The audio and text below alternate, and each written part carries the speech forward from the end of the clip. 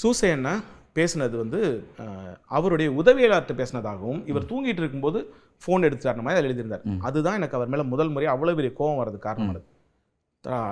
Advocate தடா சந்திரசேகர் இருக்கார். நான் போய் அவரோட அவ்வளோ ஆர்கியூ பண்ணி அவரோட ஃபைட் பண்ணும்போது சீமான் என்கிட்ட சொன்னது என்னன்னா, தம்பி உன்னோட பாதுகாப்பு கருதி நான் சொன்னேன், நீ திரைப்படத்தில் இயங்கணும், நாளைக்கு இதாக இருக்கணும், அதனால அப்படி சொன்னேன்னு எனக்கு சந்துருவன் தான் எனக்கு காம்ப்ரமைஸ் பண்ணாரு. ஓகே, ஏதோ ஒரு விதத்தில் உனக்கும் வந்து சிக்கல் வரக்கூடாது, பரவாயில்ல, அது அப்படியே இருந்துட்டு போகுது. கொளத்தூர் மணி என்ன எல்லாருமே சேர்ந்து என்னை காம்ப்ரமைஸ் பண்ணி அப்போ அதை பேசாமல் விட்டாங்க. அப்பயும் ஆனால் நான் வந்து என்னோட பதிவை பண்ணியிருக்கேன். திரும்ப ஐபிசி தமிழில் இவரோட நேர்காணல் வருது. அதில் வந்து இந்த இட்லி கதை இதெல்லாம் சொல்கிறாரு.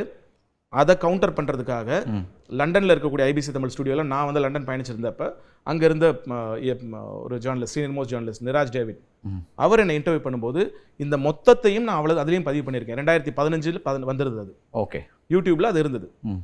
சேட்டலைட்டையும் அவங்களுடைய ஐபிசி தமிழில் பப்ளிஷ் ஆச்சு.